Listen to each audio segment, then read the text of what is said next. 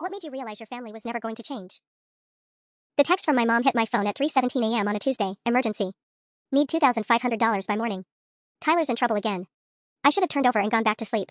I should have deleted the message and pretended my phone died. Instead, I found myself padding to my laptop and my scrubs still on from my 12-hour shift at Seattle General, logging into my savings account with shaking fingers. $847.32. That's what was left of the $15,000 I'd saved over 2 years of picking up extra shifts, skipping vacations, and eating ramen for dinner more nights than I care to admit. The same account I'd given Mom emergency access to 6 months ago when Tyler started his recovery journey. Just for emergencies, she'd promised. Just until he got back on his feet. I screenshotted the balance and sent it back to her with a message. This is what's left. Where did it go? The 3 dots appeared immediately, disappeared, then appeared again. At 3:20 a.m., she was crafting her response carefully. Sarah, honey, I can explain. Tyler's rehab needed additional payments, and there were some medical expenses insurance didn't cover. I meant to tell you, but you've been so stressed with work. I laughed out loud in my empty studio apartment. Actually laughed, which scared me more than crying would have. Because I knew she was lying. I'd called Riverside Recovery Center just last week to check on Tyler's progress. They'd told me he'd been discharged over a month ago. My phone buzzed again. Can you pick up extra shifts this week? Tyler really needs help, and you know how good you are at managing money. There it was. The same song, different verse. Sarah will handle it. Sarah always figures it out. Sarah's responsible, Sarah's stable, Sarah doesn't have a life anyway, so she can clean up everyone else's messes. I pulled up my bank statements and started scrolling. $500 on March 3 Tyler's therapy sessions, $1,200 on March 15 car repair emergency, $800 on March 22 unexpected medical bills. Every withdrawal perfectly timed with Tyler's supposed milestones in recovery that Mom would text me about. Him getting his 2-week chip. Him finding a sponsor. Him looking for jobs. All lies. I found Tyler's Instagram account, which I'd been avoiding because seeing him struggle was too painful. But there he was, posted just 6 hours ago, grinning at what looked like a poker table, holding a beer, tagged at Lucky's Casino downtown. Not exactly the picture of someone deep in recovery and medical treatment. The comments were even better. Big winner tonight, from some girl named Amber. Told you that streak would continue, from his buddy Jake. And then, the knife twist, thanks for covering me bro, I'm good for it next week I promise, from Tyler himself, responding to someone asking about a debt. My $14,000 hadn't gone to rehab or medical bills or car repairs. It had gone straight into the slot machines and poker tables that Tyler couldn't stay away from, while Mom fed me lies about his progress and asked for more money to fuel the addiction she claimed they were fighting. I closed the laptop and sat in my dark apartment, still wearing my hospital scrubs, surrounded by the life I'd built on discount furniture and determination. 28 years old, and I was still letting them drain me dry while treating me like their personal ATM with no feelings attached. My phone buzzed again. Sarah? Did you see my message? Tyler really needs our help. Our help. As if Mom had contributed a single dollar. I stared at that message for 20 minutes before I did something I'd never done before. I called Tyler directly. It went straight to voicemail, but his outgoing message was a slurred mess recorded over what sounded like casino background noise. Real professional for someone supposedly job hunting. So I called Mom back. Sarah. Oh thank God, I was so worried when you didn't respond. Where is Tyler right now? Silence. Then, he's sleeping, honey. It's late, and his medication makes him drowsy. Cut the shit, Mom. I saw his Instagram. He's at Lucky's Casino. Again. The pause stretched so long I thought the call had dropped. When she spoke again, her voice had that edge it always got when I dared to question her narrative. You don't understand the complexities of addiction, Sarah. His counselor says that recreational activities are part of his healing process. His counselor? Mom, Tyler was discharged from Riverside over a month ago. I called them. Another pause. I could practically hear her recalibrating. Well, yes, he completed that program, but now he's seeing a private therapist, and the casino thing, that's actually exposure therapy. Learning to be around his triggers without. Stop. The word came out harder than I'd ever spoken to her. Just stop lying to me. Sarah Marie Chen, you watch your tone with me. I am your mother, and I don't appreciate. You stole from me. My voice was eerily calm. You looked me in the eye 6 months ago, promised this was for emergencies only, and then you systematically emptied my savings account to fund Tyler's gambling. I did not steal anything. You gave me access to help your brother, and that's exactly what I did. Tyler needed that money. For what? To lose it at blackjack? To buy rounds for his friends? To dig himself deeper into debt with loan sharks? You don't understand. Then explain it to me. Right now. Tell me exactly where my $14,000 went. She couldn't. For 5 minutes, Linda Chen, who had a prepared excuse for everything, who could rationalize Tyler's behavior and my responsibility to fix it in the same breath, had nothing. Finally, some of it was for Tyler, yes. But Sarah, you have to understand, your father's been asking questions about our finances, and Tyler owed some people money, dangerous people, and I thought. You thought you'd use my money to pay off his gambling debts. I thought I'd protect our family. I am part of this family. The words exploded out of me, echoing in my empty apartment. I've been taking care of everyone else for years, sending you money for Tyler's rehab, for Dad's medication, for your car payments. I've been eating dollar store pasta and working 60-hour weeks so Tyler could have another chance, and you've been feeding it straight to the fucking slot machines. Language, Sarah. And it's not that simple. It is that simple. You lied to me. Tyler lied to me. And when you got caught, your first instinct wasn't to apologize or figure out how to fix this. It was to ask for more money. Because Tyler needs help. And you're the only one with a stable job and... I hung up. My phone immediately started ringing. Then buzzing with texts. Don't hang up on me. We need to talk about this. You're being unreasonable. Tyler could be in real danger if we don't help him. I turned it off and sat in the silence, finally understanding something that had taken me 28 years to see clearly. They were never going to stop. And I was never going to be anything more than their emergency fund with legs. I didn't sleep that night. Instead, I sat at my kitchen table with every bank statement printed out, highlighting each withdrawal in yellow. Seeing it all laid out on paper made it worse somehow. $300 here, $1,200 there, $650 for Tyler's job interview clothes. The lies had been so consistent, so detailed. Mom had put actual thought into crafting each excuse. My phone stayed off until my shift started at 7 a.m. When I finally powered it on in the hospital parking lot, I had 37 missed calls and 42 text messages. The most recent one, sent at 6:15 a.m., made my blood run cold. Sarah, your brother came home beaten up last night. These people don't mess around. Please call me. I almost fell for it. Almost. But then I remembered Tyler's Instagram post from 6 hours earlier, after he supposedly came home injured. So I opened the app again. New post, uploaded 40 minutes ago. Tyler at some 24-hour diner, laughing with friends, no visible injuries. The caption read, nothing beats a winner's breakfast. On a roll tonight, baby. She wasn't even trying anymore. I screenshotted everything and was about to put my phone away when it rang. Not Mom this time, Dad. Sarah? Thank God. Your mother's been beside herself trying to reach you. Dad. Sweet, oblivious dad who worked 12-hour days at the tire shop and somehow never noticed where money actually went in our house. I'd always protected him from the truth about Mom and Tyler's schemes, but sitting in my car looking at $15,000 worth of lies, I was done protecting anyone. Dad, I need to ask you something, and I need you to be honest with me. How much money have you given Mom for Tyler's rehab over the past 6 months? Well, let's see. I gave her about $2,000 from my overtime pay back in March, and another $1,500 last month when she said he needed that extended program. My stomach dropped. What extended program? The one in California. Your mom said Tyler got accepted to some special facility, but our insurance wouldn't cover it because it was out of state. Cost a fortune, but she said you'd researched it and recommended it specifically. I closed my eyes. Dad, Tyler's never been to California. He was discharged from local rehab over a month ago. Silence. Then, what do you mean? I mean Mom's been lying to both of us. Tyler's not in any program. He's gambling. And she's been using our money to fund it. Sarah, that's a serious accusation. Dad, I'm looking at his Instagram right now. He's at a diner celebrating his casino wins from last night. The same night Mom texted me saying he came home beaten up. I heard him take a shaky breath. Send me the screenshots. While I forwarded everything to Dad, another call came through. Tyler himself. Sarah. Jesus, finally. Look, I know you're pissed about the money thing, but Mom's losing her shit and I need you to call her back. Where are you right now, Tyler? I'm at home. Resting. Like Mom told you.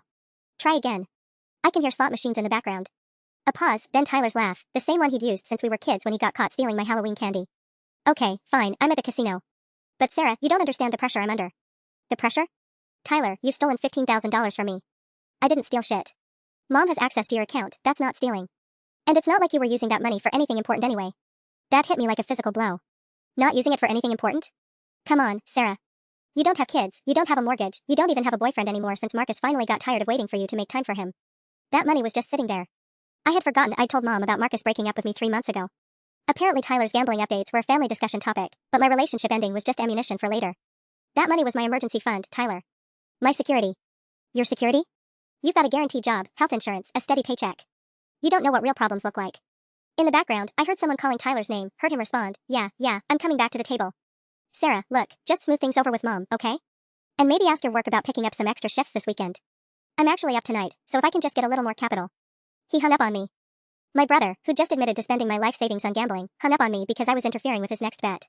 I sat in that hospital parking lot, watching my coworkers walk past my car window, normal people starting their normal days, while my family imploded via text message and casino background noise. That's when I realized they weren't even pretending to feel guilty anymore. My shift at Seattle General felt like an out-of-body experience. I went through the motions, checking vitals, administering medications, comforting patients, while my phone buzzed relentlessly in my locker. During my lunch break, I finally checked the damage. 53 new messages. Mom had recruited reinforcements. Sarah, this is Aunt Jenny. Your mother called me in tears. Family sticks together, honey. Call her back. Timestamp, 9:23 a.m. It's cousin Mike. Heard you're giving your mom a hard time over money. That's not like you. Tyler's sick, you know that right? Timestamp, 11:15 a.m. Even my grandmother, Sarah dear, your mother says you're upset about helping Tyler. In my day, we didn't abandon family over money troubles. Timestamp, 12:04 p.m. The manipulation campaign was in full swing. Mom had clearly spent her morning calling everyone, spinning the story into Sarah the selfish daughter who abandoned her sick brother. I could practically hear her voice, she just cut us off, can you believe it? After everything we'd done for her. But there was one message that made my blood boil, sent by Tyler at 11:47 a.m. Hey, talked to Marcus this morning. Told him how you've been acting lately. He says it makes sense why you guys broke up. Just saying maybe you should think about that. I stared at the screen, hands shaking. Tyler had contacted my ex-boyfriend. To tell him what, exactly? That I was unreasonable for being angry about theft? That I was a bad sister for not funding his addiction? I called Marcus immediately. Sarah? Hey, I wasn't expecting to hear from you. Marcus, please tell me Tyler didn't actually call you. A pause. He did, actually. This morning. Said you were having some kind of family emergency and that you might reach out to me for financial help. It was weird, honestly. I told him we weren't together anymore and that if you needed something, you'd call me yourself. My heart pounded. What exactly did he say? He said your family was going through a rough patch and that you might try to borrow money from people, but that you were too proud to ask directly. He suggested I shouldn't lend you anything because you weren't handling stress well lately. Marcus's voice softened. Sarah, what the hell is going on? Tyler wasn't just gambling with my money, he was trying to isolate me, making sure I couldn't turn to anyone else for support. He was salting the earth around me before I could even think about asking for help. It's complicated. But Marcus, if Tyler calls you again, please don't tell him anything about my finances, okay? Of course not. But Sarah, are you okay? You sound. I have to go. I hung up and immediately called my bank. If Tyler was already thinking ahead to my other potential sources of money, I needed to move fast. Hi, this is Sarah Chen. I need to remove all secondary access from my checking and savings accounts immediately. Of course, Miss Chen. Can you verify your account information? After jumping through the security hoops, the representative pulled up my account. I see you have Linda Chen listed with emergency access on both accounts. We can remove that right away. Is there anything specific that's prompted this change? Yes. Unauthorized withdrawals. I'm sorry to hear that. Would you like to file a dispute for any recent transactions? I looked at my notes. Technically, Mom had access. Technically, she hadn't stolen anything. But morally? What would I need to prove unauthorized use? Well, since the secondary account holder had legitimate access, you'd need to prove the funds were used for purposes outside of what was agreed upon when access was granted, or that there was fraud involved in obtaining that access. What if the secondary account holder lied about what the money would be used for? That's more complicated. Do you have any written agreements about how the funds were to be used? I thought about Mom's text from 6 months ago, just for emergencies, honey. Just until Tyler gets back on his feet. I promise I'll track every penny. Some text messages. That could be helpful. Would you like me to transfer you to our fraud department? Before I could answer, my phone buzzed with another call. Tyler again. I have to think about it. For now, just remove the secondary access. Done. Is there anything else I can help you with today? I looked at my account balance again. $847.32. After 2 years of saving, of sacrificing, of believing I was helping my family heal. Actually, yes. I need information about wire transfers. If I wanted to move my remaining balance to a completely different bank, how quickly could that happen? Same day, if you initiate the transfer before 2 p.m. I checked the time, 1:23 p.m. And if I wanted to open that account at a bank where I've never done business before, somewhere with no connection to my current accounts? That's absolutely possible. Many of our customers do that for various privacy reasons.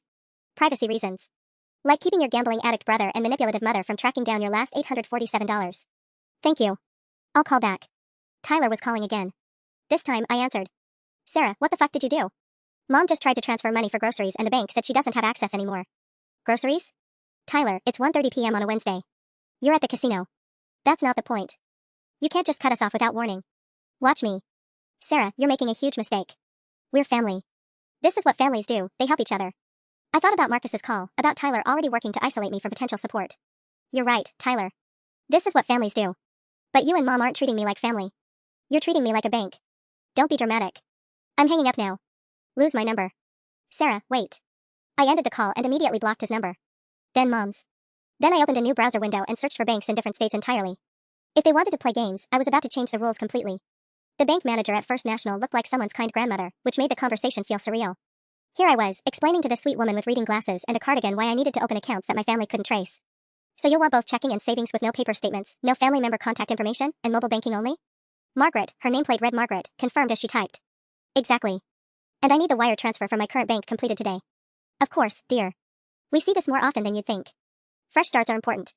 While she processed the paperwork, my phone vibrated. I'd forgotten to block Aunt Jenny. Sarah Marie, I just got off the phone with your mother. She's worried sick about you. This isn't like you, cutting off your family over money. Tyler's been clean for 3 months now. 3 months. I almost laughed. Jenny was still working from old information. Mom hadn't even bothered to update her lie to match current events. I texted back, ask Mom where Tyler is right now. Then check his Instagram. Margaret handed me temporary cards and account information.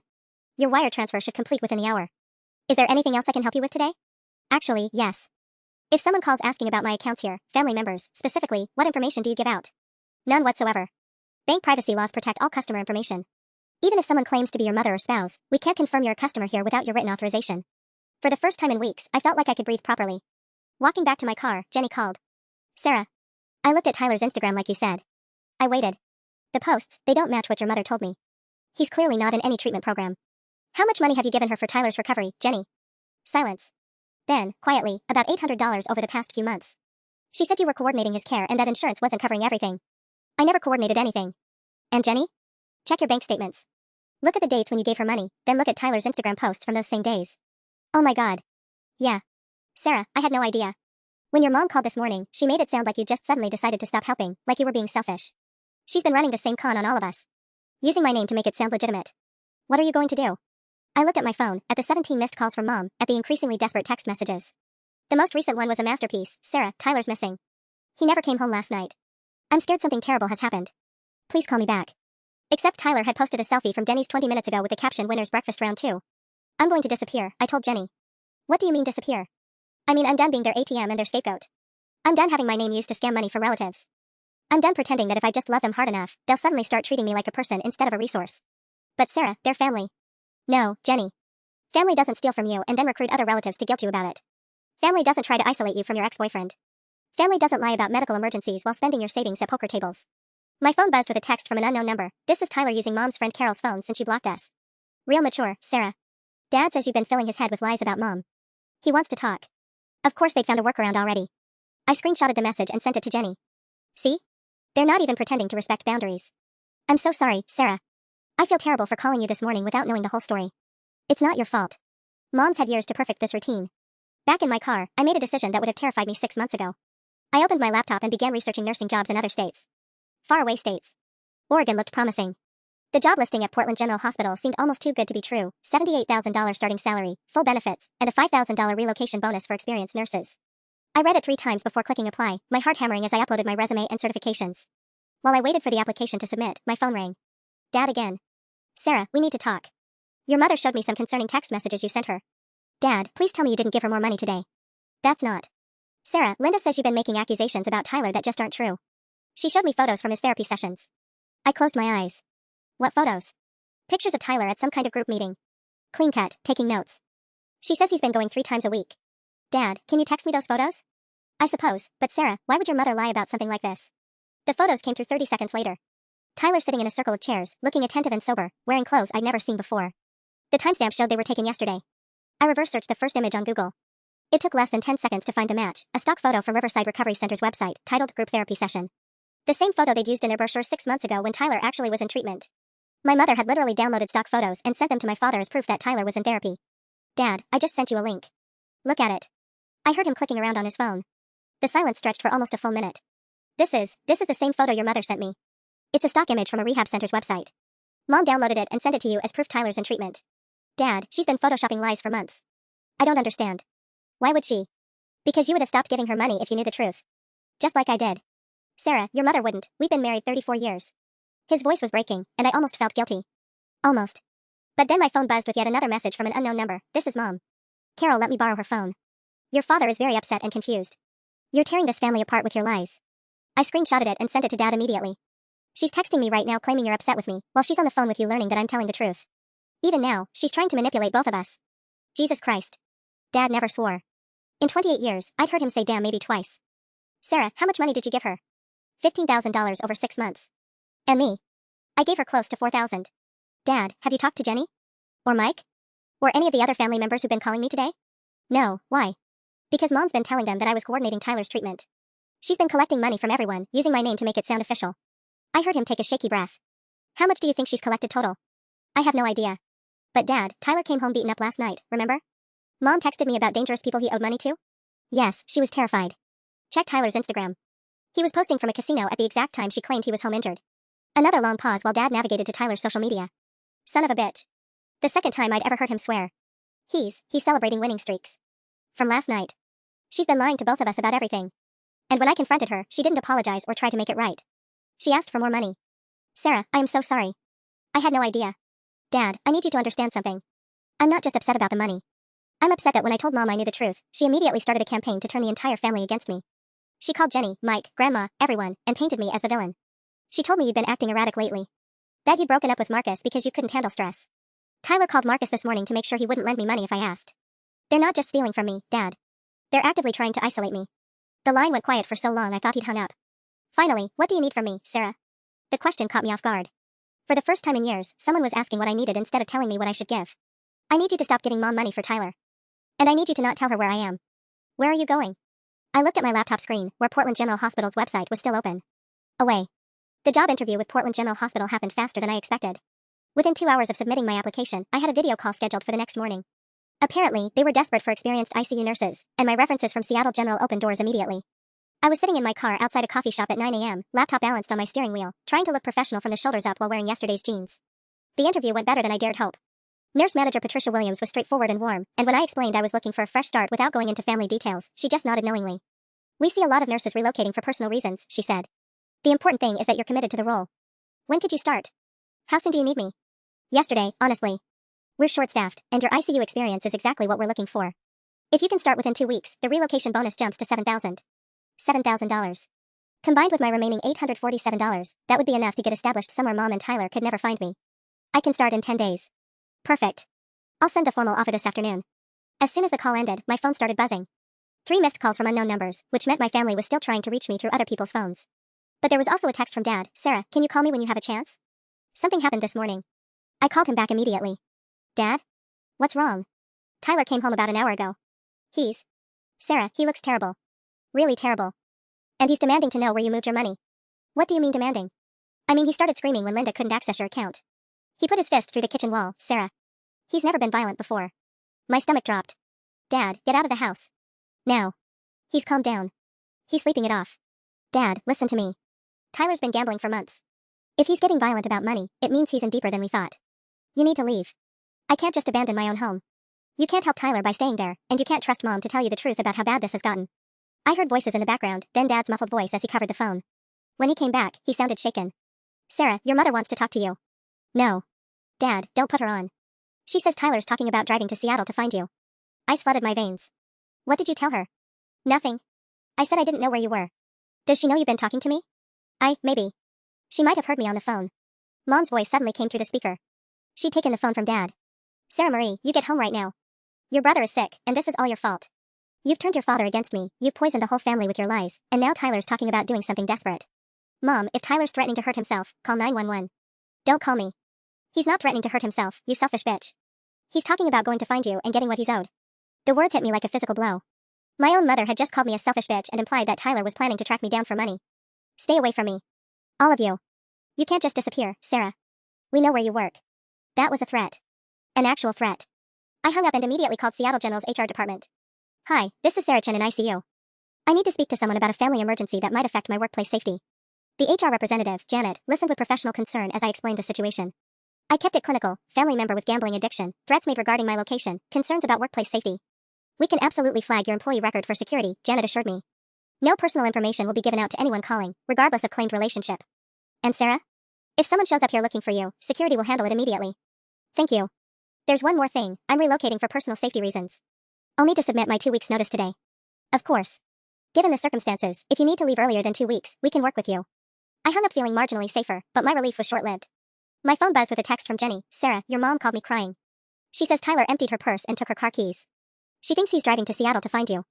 I screenshot the message and forwarded it to Dad immediately, then called him back. "Dad, Mom just told Jenny that Tyler took her car and is driving here. Is that true?" "I don't know. He left about 20 minutes ago, but Linda said he was just going to the store."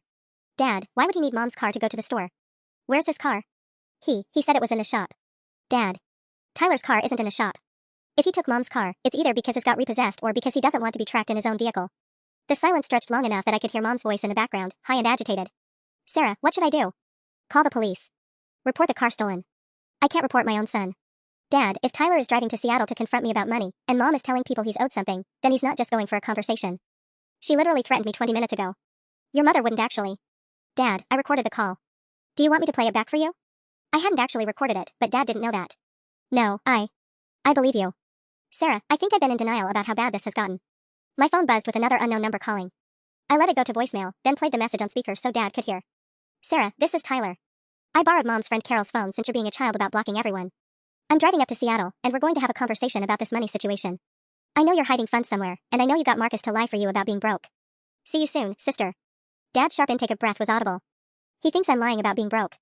Dad, he genuinely believes I'm hiding money from him, like I owe him something. "Where are you right now?" I looked around the coffee shop parking lot, suddenly paranoid that Tyler might actually know my usual locations. "I'm safe. But Dad, I need you to understand, I'm leaving Seattle. Today. And I can't tell you where I'm going because I can't trust that Mom won't get the information out of you. Sarah, you can't just disappear. I can't stay somewhere that Tyler knows how to find me.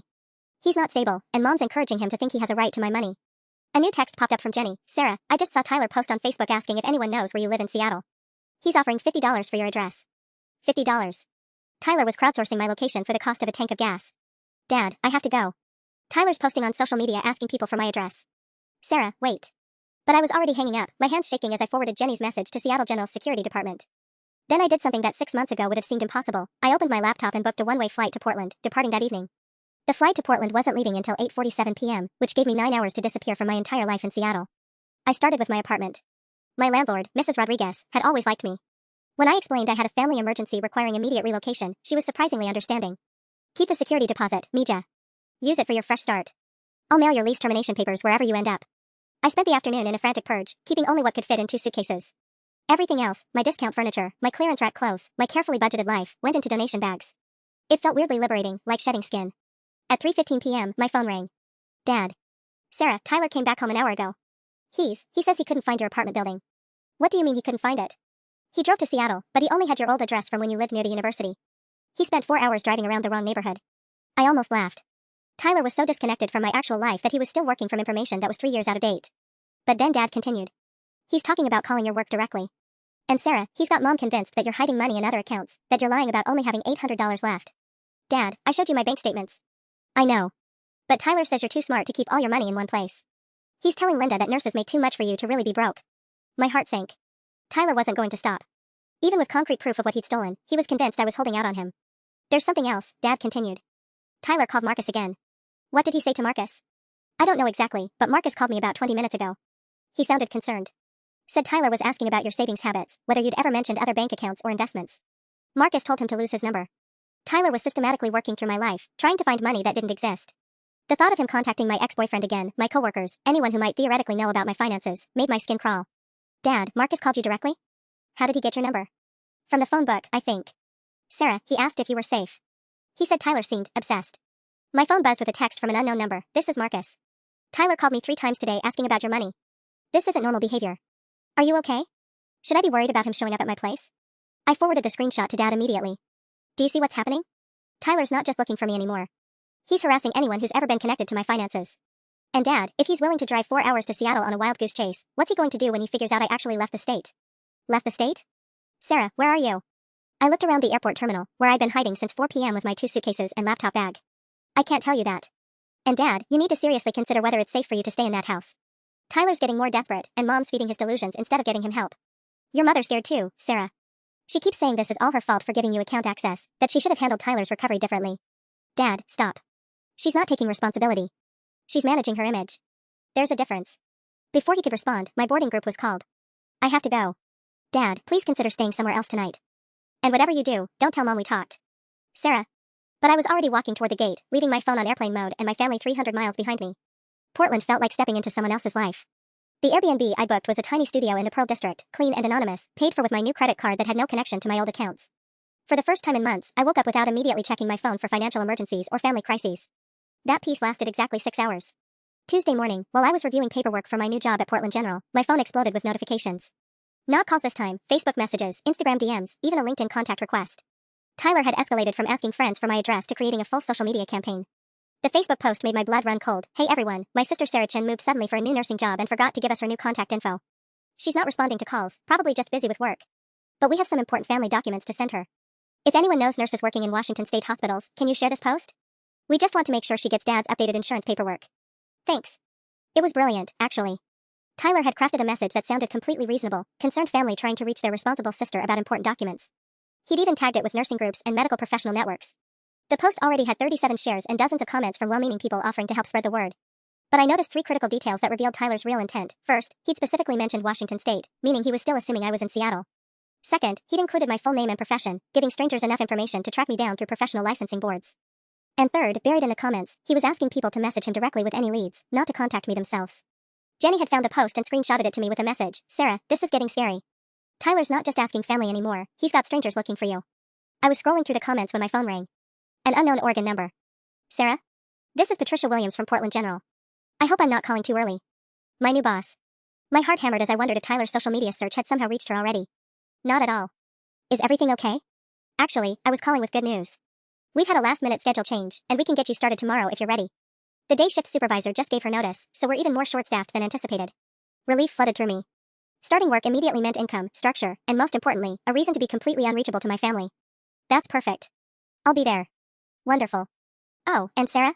When I was processing your paperwork this morning, I got a strange call from someone claiming to be your brother. He said he was trying to update your emergency contact information for our records. My stomach dropped. What did you tell him? Nothing, of course. We don't give out any employee information, and we certainly don't take personnel updates from random callers. But he seemed very insistent that he needed to speak with you about urgent family medical issues. I wanted to give you a heads up in case he tries to contact you directly. Thank you for not giving him any information. And Patricia? If anyone else calls asking about me, family members, friends, anyone, please don't confirm that I work there. Absolutely. Is everything all right? I thought about Tyler's Facebook post, about him calling my new employer before I'd even started working there, about the systematic way he was hunting down every possible connection to my life. It's a complicated family situation. I'm trying to maintain some boundaries. Say no more. We'll flag your file appropriately. After hanging up, I realized Tyler had somehow figured out I'd left Washington State. The Facebook post was misdirection. He was actually tracking me through professional channels, calling hospitals directly and asking about new nursing hires named Sarah Chin. How many hospitals had he called? How many HR departments had he contacted with his sob story about needing to update my emergency contacts? I opened my laptop and searched for my own name combined with nurse in Portland. Nothing came up yet, but if Tyler was systematically calling medical facilities, it was only a matter of time before he narrowed down my location. My phone buzzed with a text from Dad. Sarah, Tyler found out you left Washington. He's furious. Says you played him by making him waste time in Seattle while you were already gone. He's convinced this proves you've been planning this for months, that you have money hidden somewhere. Your mother's scared of him now. He's not acting rational. I screenshot the message and stared at it, realizing that my escape had only made Tyler more obsessed. In his mind, my disappearance wasn't self-protection, it was confirmation that I was guilty of hiding assets from him. And now he knew I was running. The call from Marcus came at 2:17 a.m. Portland time, jolting me awake in my anonymous Airbnb. Sarah, I'm sorry to call so late, but Tyler showed up at my apartment an hour ago. I sat up immediately, heart pounding. What happened? Are you okay? I'm fine, but Sarah, he's completely lost it. He was banging on my door at 1 in the morning, yelling about how I was hiding you and lying about your finances. My neighbors called building security. Jesus. What did you tell him? The truth, that I have no idea where you are and that we broke up 3 months ago. But he kept insisting I was covering for you, that you'd obviously contacted me for help moving money around. He said he knew I was good with investments and that you would have asked me to hide assets for you. I closed my eyes. Tyler's paranoia was expanding, creating elaborate conspiracies where none existed. He brought printed screenshots, Sarah. Bank statements, Venmo transactions, even old photos of us together from Facebook. He had this whole folder of evidence about your life. It was like he'd been building a case file.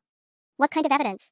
Receipts showing you'd sent money to your family, copies of text messages between you and your mom about Tyler's rehab, even a printout of your nursing license renewal. He said it proved you were making enough money to have secret accounts. My skin crawled imagining Tyler compiling a dossier about my finances, analyzing my spending patterns like a detective hunting for hidden wealth. Marcus, did he say anything about finding me? That's why I'm calling. When security escorted him out, he was on the phone with someone. I heard him say, she's definitely in Portland. I called 6 hospitals today. Sarah, he's not just guessing anymore. He's systematically calling medical facilities. 6 hospitals. Tyler was working his way through Portland's medical system, probably spinning the same story about emergency contacts and family documents. There's something else, Marcus continued. Before security came, he showed me his phone.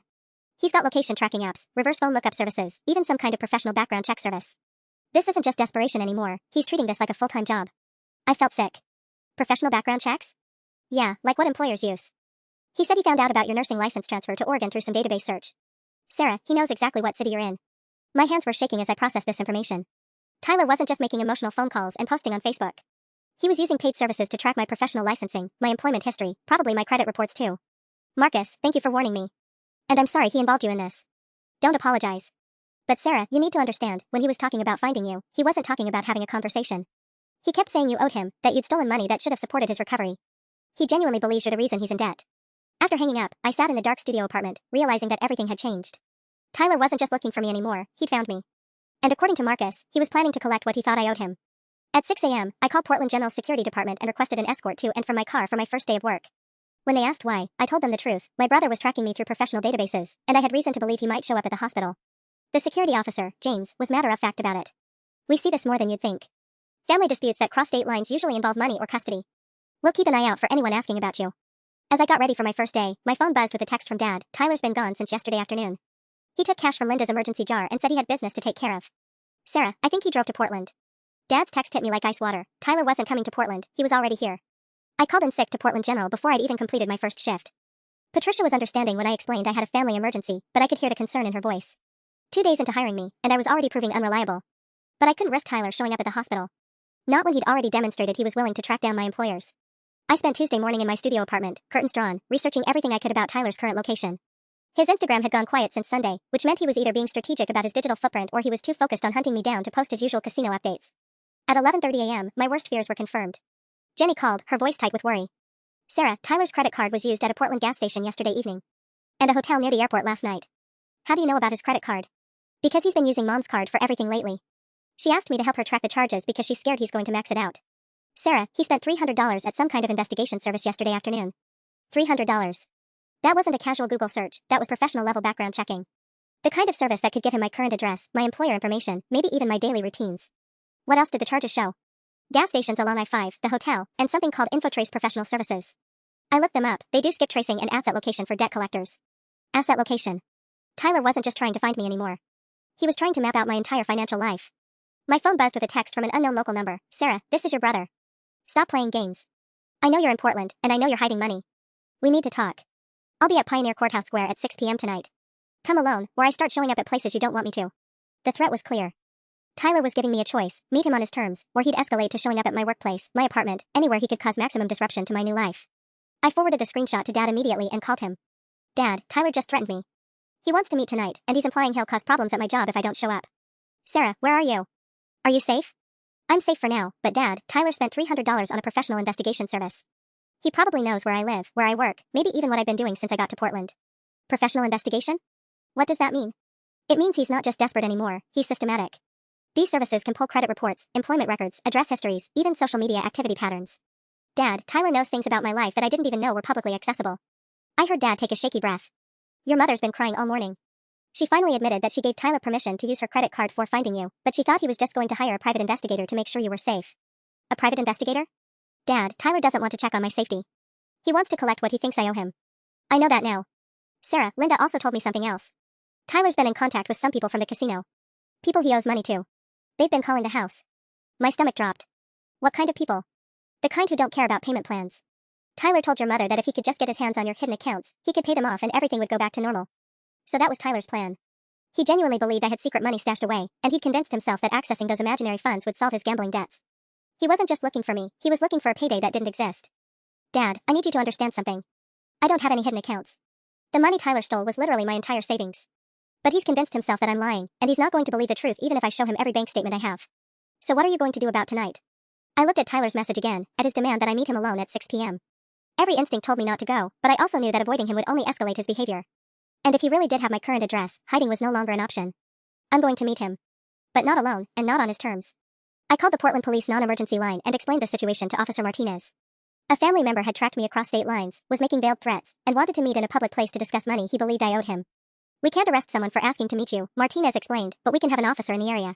Pioneer Courthouse Square has good surveillance coverage, and we patrol there regularly anyway. What if he gets violent? If you feel threatened during the meeting, call 911 immediately. But honestly, most of these family financial disputes stay verbal, especially in public spaces. At 5:45 p.m., I positioned myself at a coffee cart across from Pioneer Courthouse Square with a clear view of the meeting spot Tyler had chosen. My phone was set to speed dial 911, and I'd texted my exact location to Dad, Jenny, and even Marcus as backup. Tyler appeared at exactly 6 p.m., and I barely recognized him.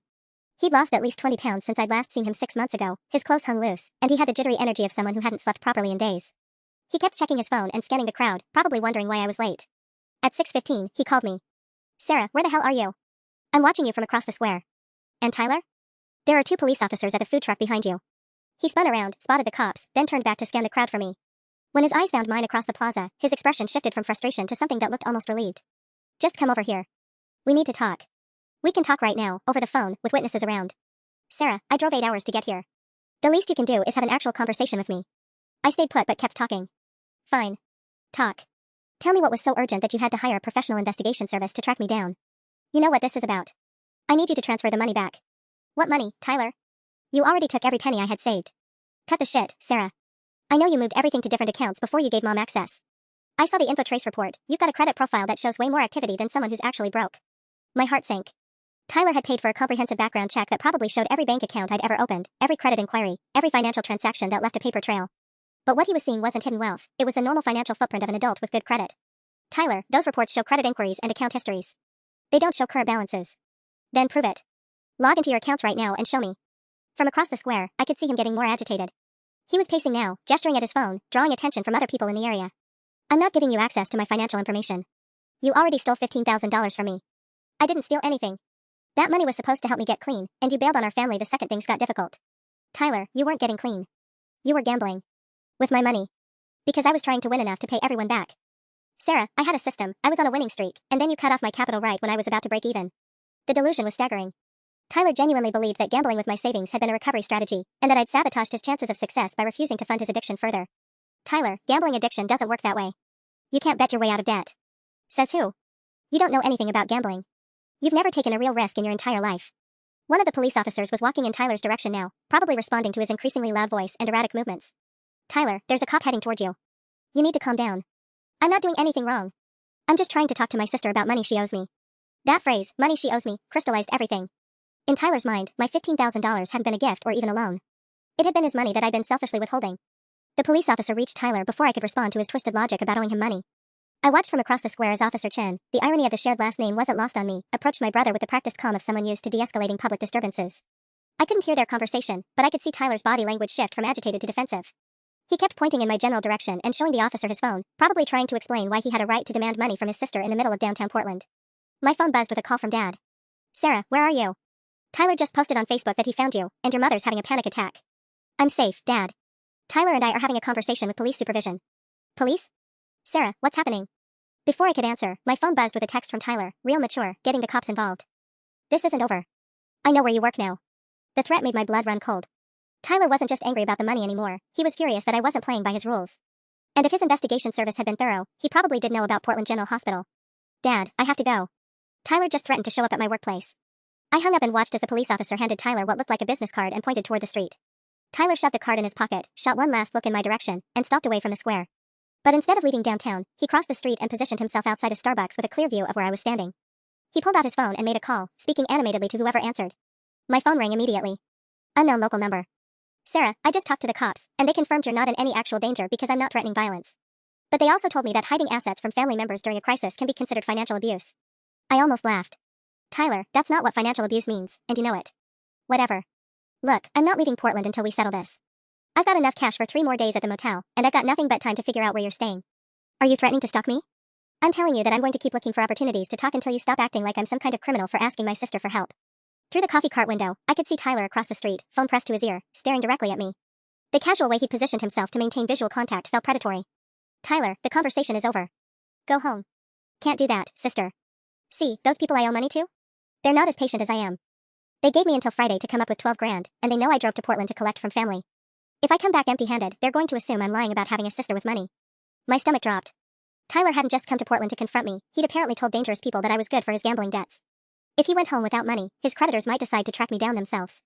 Tyler, I can't give you money I don't have. Then we're both fucked, aren't we? He hung up, but didn't move from his position across the street.